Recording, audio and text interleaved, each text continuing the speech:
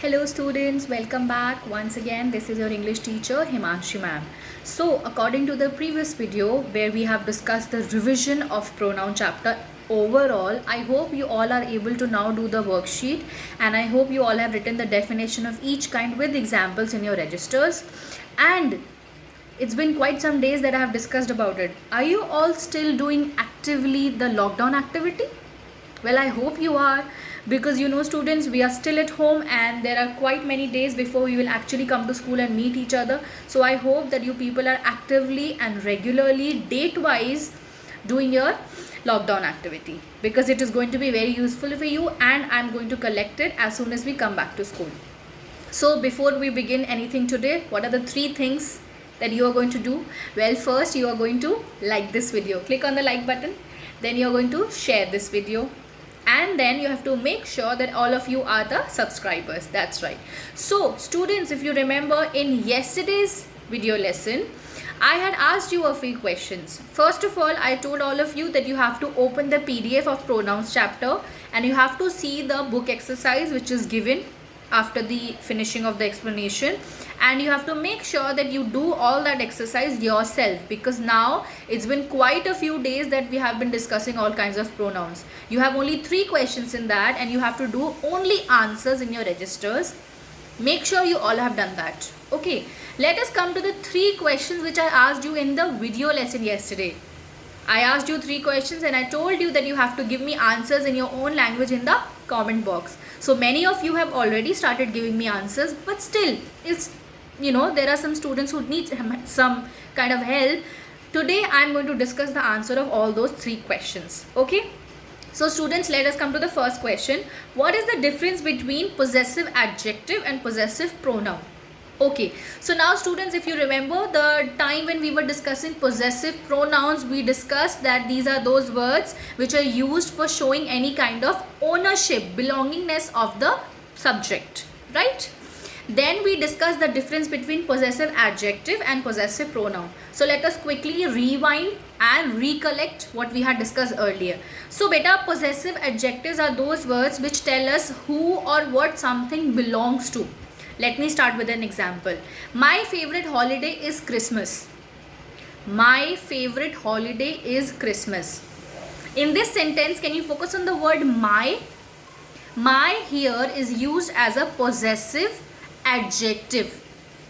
My favorite, right? Favorite is an adjective, so we are using my. So my favorite holiday is Christmas. Here my word is used as a possessive adjective. We cannot call it as a possessive pronoun. Why?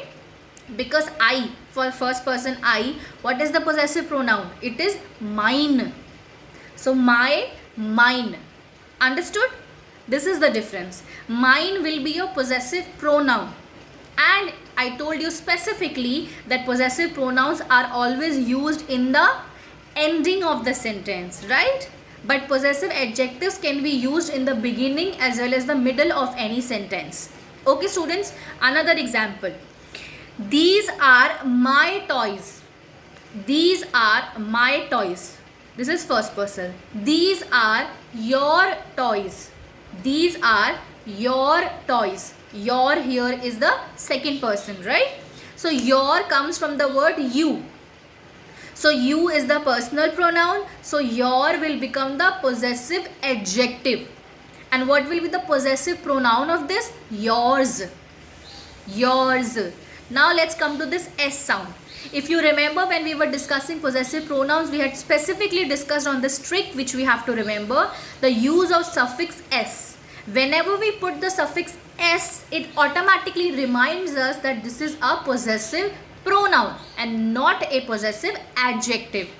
So these are your toys. This is the use of possessive adjective. These toys are yours.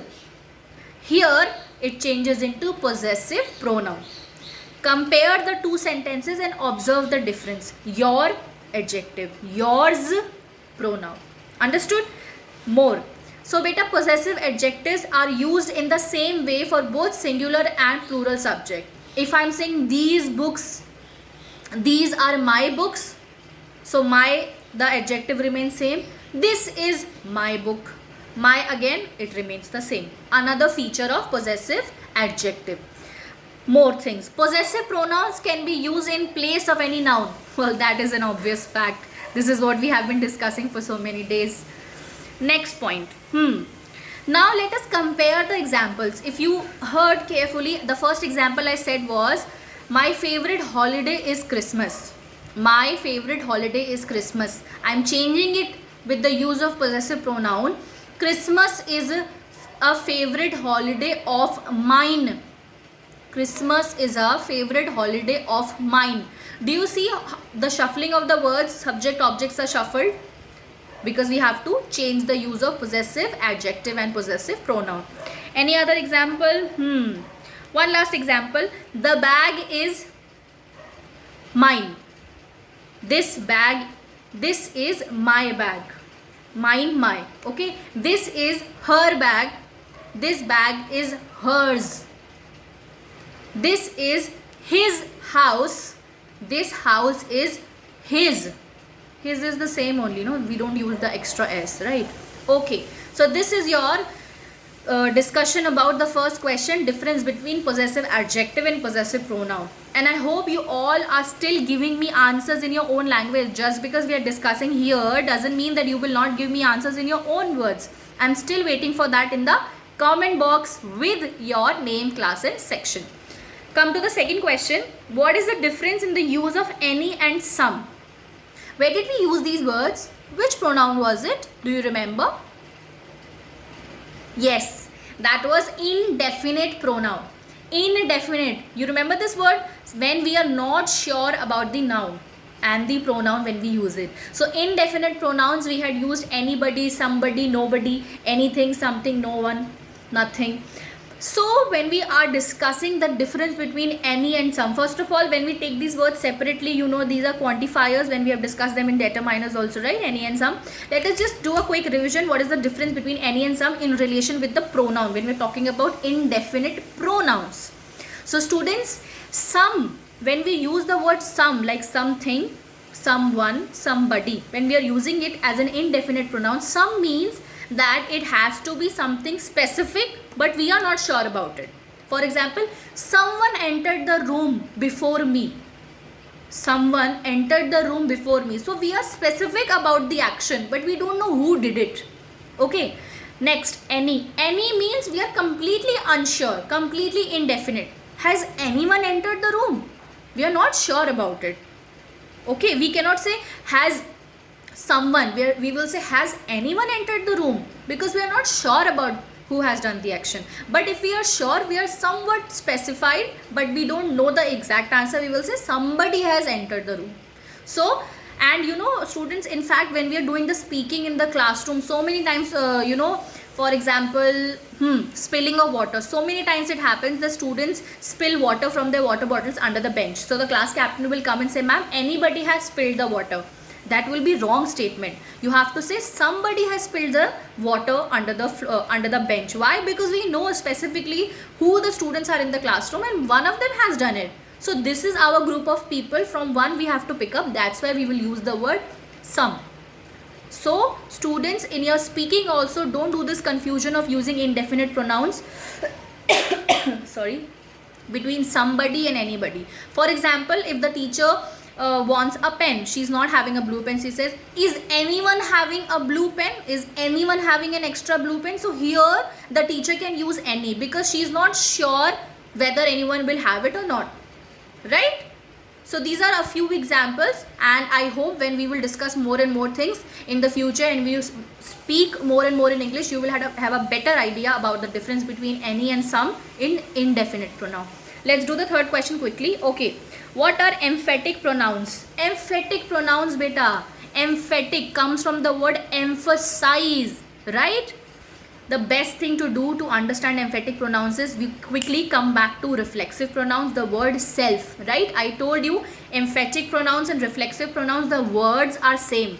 Yourself, myself, himself, herself, itself. Just the use, there's a only minor difference in the use. Reflexive pronouns, they come in the end. She has completed the work herself. He is driving the car himself.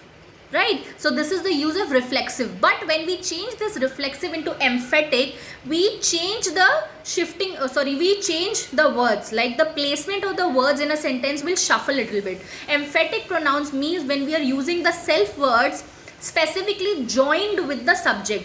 He himself will drive the car. She herself has done the work. Can you see the difference? The difference is only this much, the placement of the pronoun. Emphatic pronoun will be placed in front with the subject. Reflexive pronouns will only be placed in the end after the object or as an object. Understood, students? This is the very quick and the easiest way to understand emphatic pronouns. Those self pronouns which are specifically used joined, glued with the subject. So this was my discussion with you regarding the 3 questions which I only asked you. So come on, I'm still waiting for you all to give me examples, definitions, explanation, anything you have related to these 3 questions in the comment box. So in yesterday's video as well as in today's video, I'm still waiting for your answers in your own language in the comment box with your name, class and section. Okay students, bye bye, take care, see you soon.